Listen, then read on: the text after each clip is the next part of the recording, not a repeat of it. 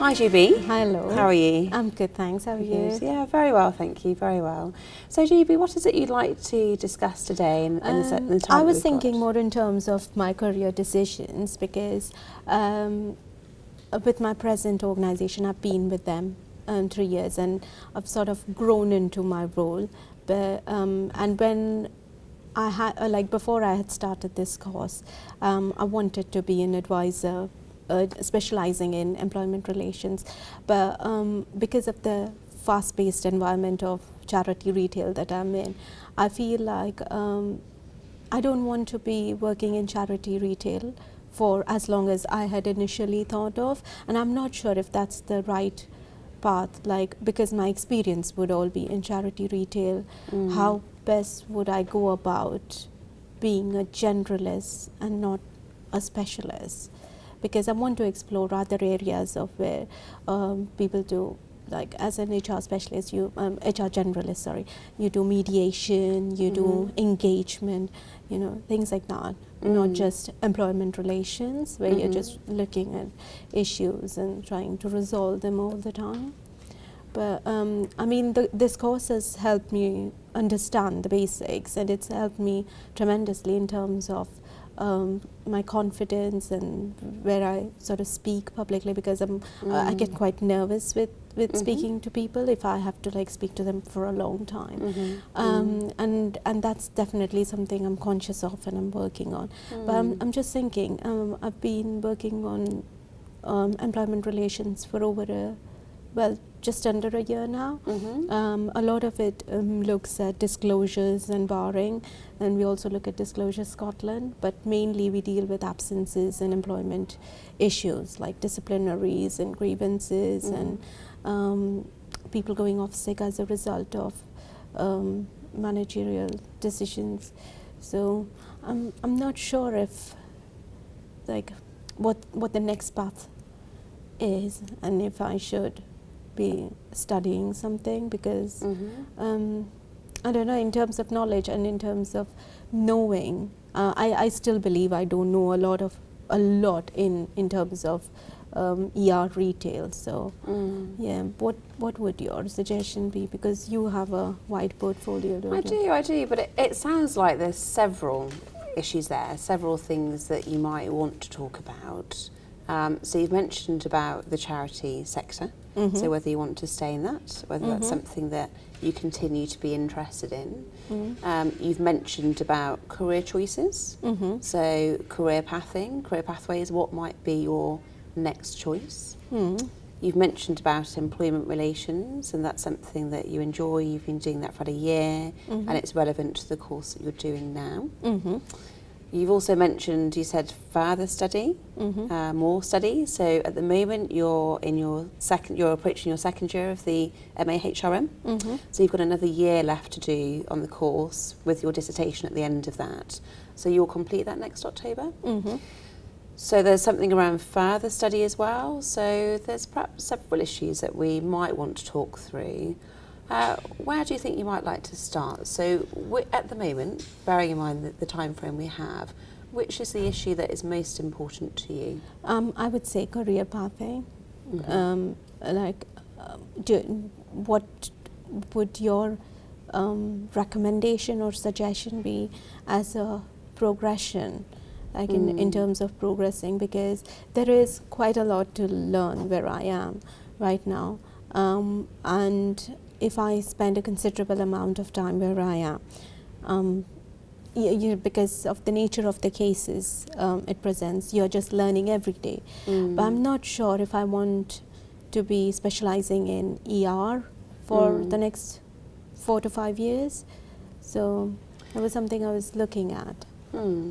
How do you feel about where you currently are? So about the role you're currently doing and the organisation that you are for. How do you feel about it? I feel very happy, because I think the organisation and the role in itself have helped me grow. I mean, it's done tremendous in terms of confidence and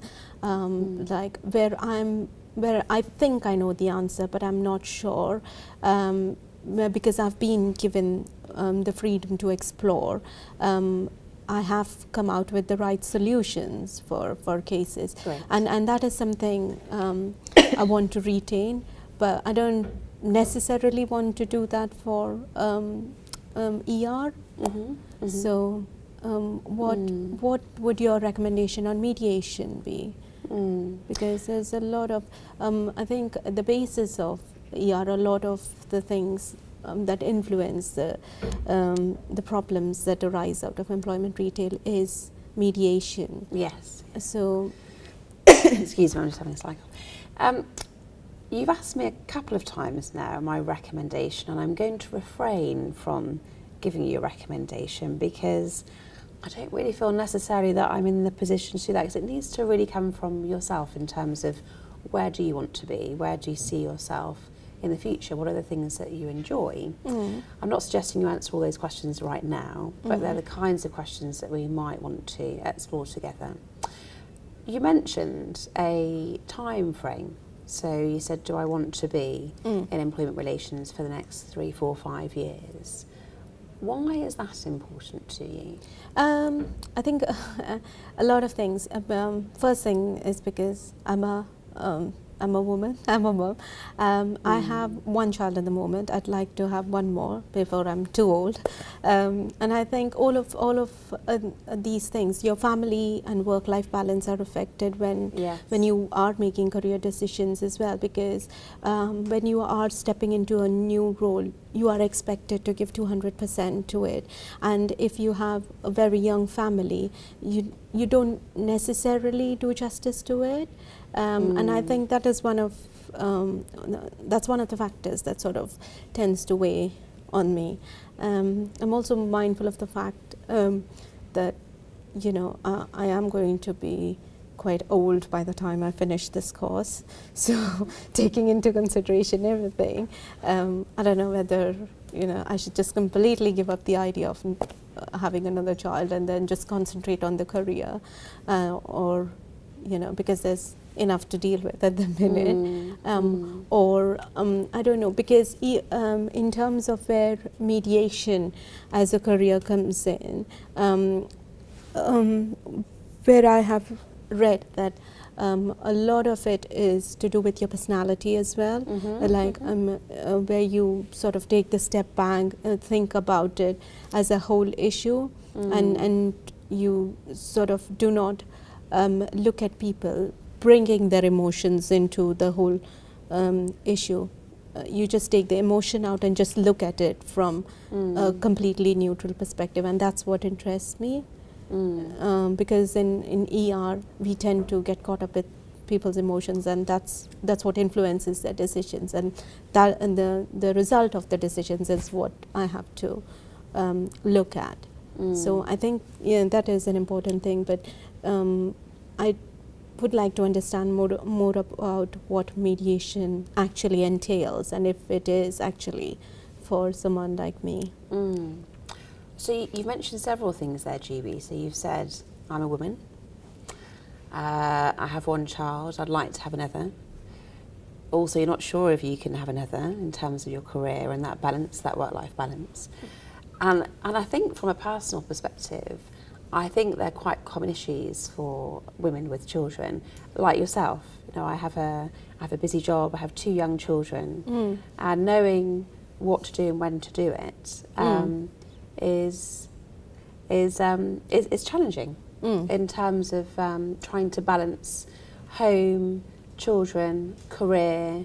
Should you progress in your career? Should you focus on the family? Can you do both at the same time? And it is a dilemma that lots of us face, actually. So I share with you the stage that you're at, because I was in a similar place myself not too long ago, thinking about my second child. Now, so going back to you, you talked about being a woman and a second child, and when you finish the course next year, you're going to be quite old. And would you mind just telling me your age? And I'm interested in this quite old, because to me, you don't look old at all. So I am 35 now. Okay. So by the time I finish my course, I'll be 36 or a little over 36. Okay. I'm feeling very old now, Juby. But I don't know if at that age I should then be looking at a new career, new direction, and then starting the whole thing all over again. And you know, where I am, I'm sort of like the basis of understanding and knowledge is quite fundamentally established.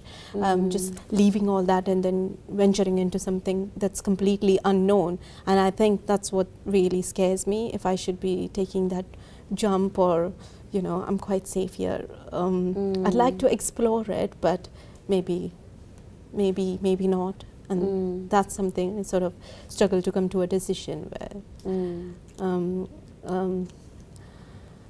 We've had a lot of cases in ER where we've had to use mediators, and external and internal both, and I found that interesting, and you know, the techniques that they use, the way they look at cases and understand and get to the bottom of what the actual issue is. And I think I want to be in a position where I would like to do that, but that obviously requires a lot of time and energy. So yeah, that is something I want to, you know, understand if it's, you know, because I also believe that everything is not for everyone. You can aim to work towards it and achieve it, but not necessary that you.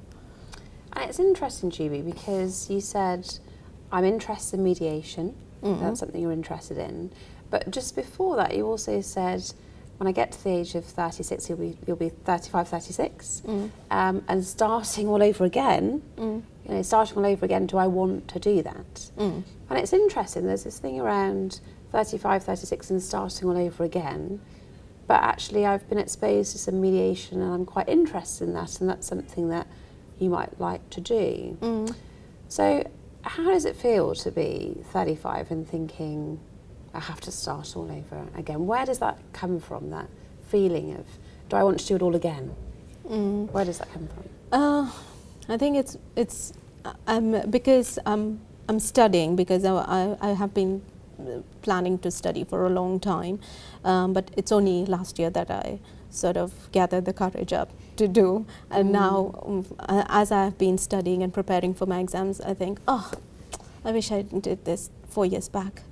And it's just, you know, knowing that you could have had that time much more level of energy, where you're not always tired, and you know, the amount of attention and devotion you can actually give to any particular thing, be it a project or be it studying or a piece of work.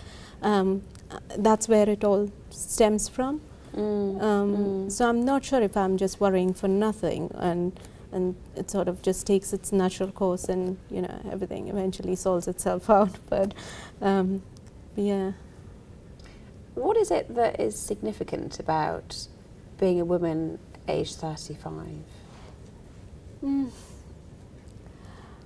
I think for me, the biggest challenge is balancing my home life with working and studying, because my son has just started school, and he found adjusting really, really hard, and that it was a really difficult time, the 6 months of when he started his schooling, and that sort of weighed heavily with me, because we'd be called, like he'll have tantrums and he'll just be very tearful, so I had to be at this school and all the rest of it, because somehow I think he did not make a good transition into his school life from nursery life, and sort of crowds just overwhelmed him, and I thought maybe I should be at home, you know, devoting more time to him, because then I feel guilty that I am at work, but I also have a commitment to deliver something I have taken. So it's that thing about being torn all the time. So that's where it all sort of stems for me. So it all stems from the dilemma of being at home, supporting your son, and your work commitments and what you might like to do career-wise. And how do you feel about that, this dilemma with all of these different dimensions that you have to juggle? I mean, it's not so bad now. So I suppose I just when I just look at all the things together, it just becomes unmanageable. But if I sort of look at each individual situation and I can deal with it, I just don't find it so overwhelming. And that's why I think maybe I can take this step towards mediation and towards people engagement. But it's the not knowing if I will be able to do that or do justice to that once I take that step. I mean, where I am now and in my role, it really interests me a lot, because we look at lots of different scenarios, people coming in from all sort of different circumstances, backgrounds. But having to leave all that and then focus on mediation is something I'm not sort of. I do think I can do it, but I'm just not confident enough that I'll be able to take that step. So it's not knowing that worries me more than anything else. I think it's interesting because you've said that at least 4 times. So you said, if I can, the unknown, the not knowing. So you said that towards the beginning of our conversation, and you've said that 2 or 3 times now. And why is that so significant for you, the not knowing, the fear of the unknown? I think that also stems from like how I am as a person. I like to know what I'm doing for the day, so A, B, C, D, because I just can't get up one morning and think, oh, I don't know what I'm doing now, and be completely lost, because I just waste the whole day doing nothing then. So I'd like to have a direction. Otherwise, I always think my brain cannot function if it doesn't know what it's doing. So I'm doing this now, and in 1 hour, another hour, what I'm doing. So I like to have like a structured pattern. I mean, I don't know if that's OCD or like organized, but yeah, somewhere between the two. So yeah, so and I think that's a personality trait that I have. But I've always been sort of a bit structured. Yeah, yeah.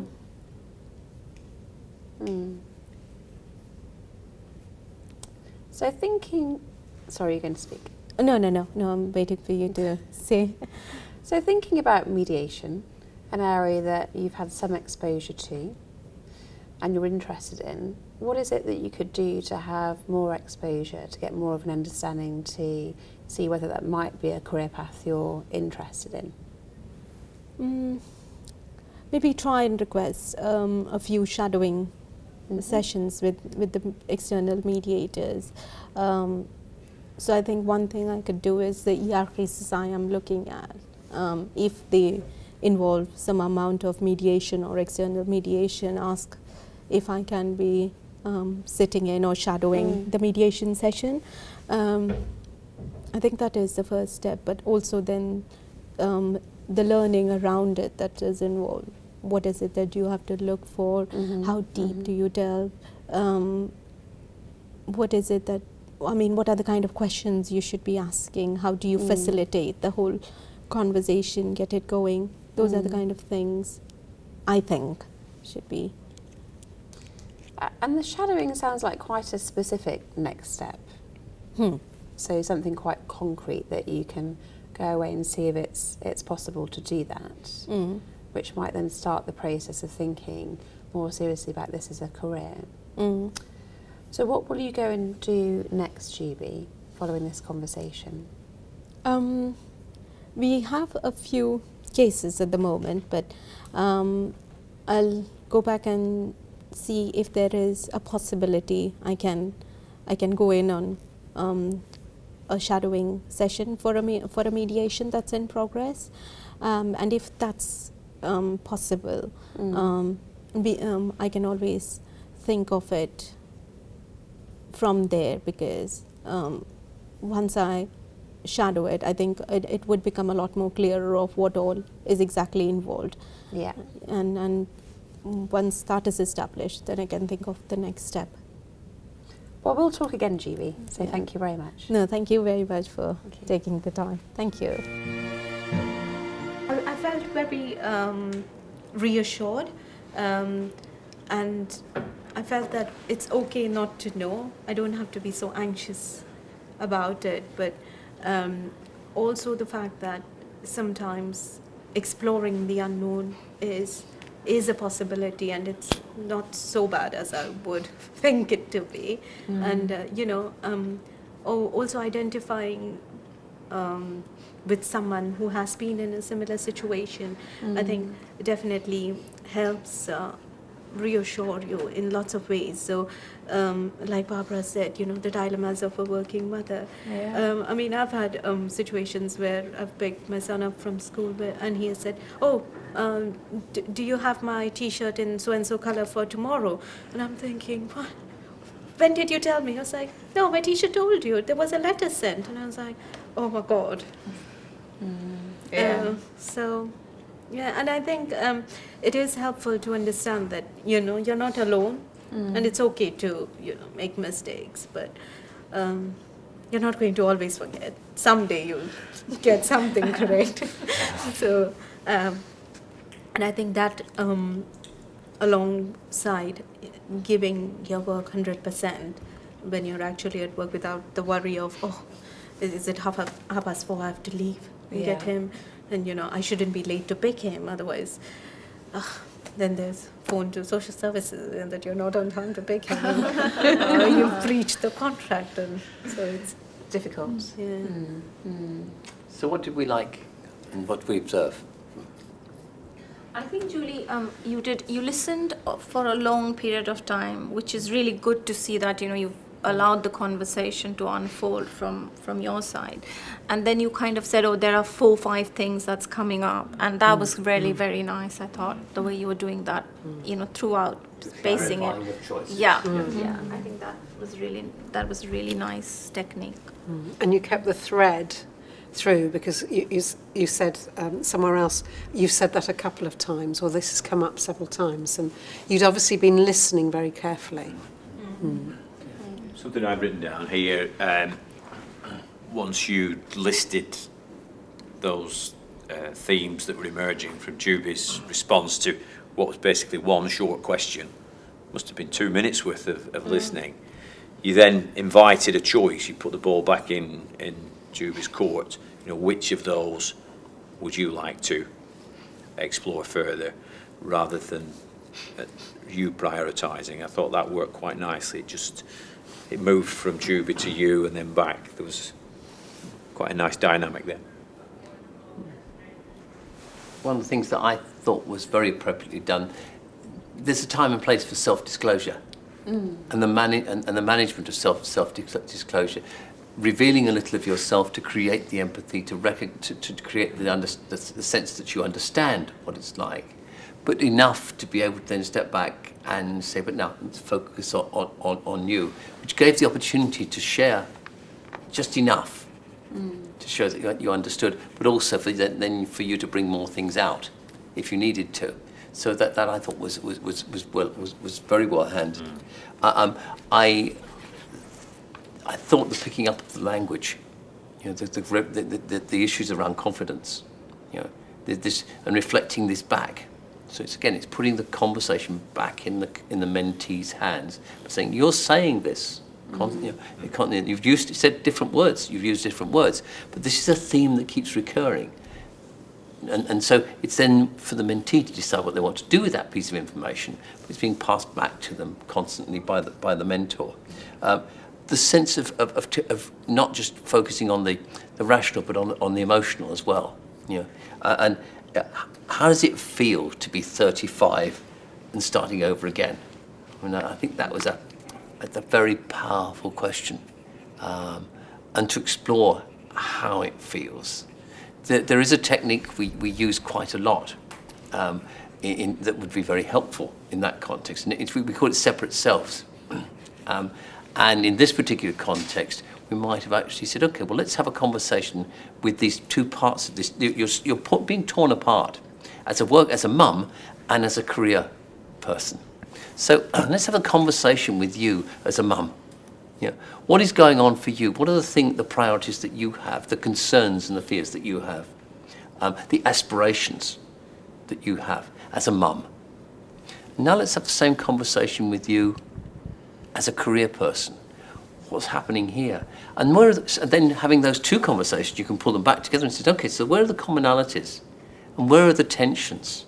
And how can we now manage, how can you, this clarity around these two different, that come out of the two conversations can help you make better decisions. I think that's really interesting what you said, because one of the things I've noted here is that the conversation around the family and the career carried on for a while, but it's about how do you kind of link it to this other thing that was sitting there, and the mediation that you were interested in, and that your suggestion, is really good. If that's something like, because sometimes mentees will bring up things that you find if you're going around and you're asking, you've obviously asked some really good question, both a feeling question and thinking question, but then where do you take it? Or do you leave it there? Because these are important things, are you you're 35, the dilemmas of being a working mother. These are important questions, but then the mediation was coming back again as well. So just managing those issues, they were all very big and important issues, I think so what you're suggesting is, unpicking both and bringing them back again into it is that's... Thank you. Thank you.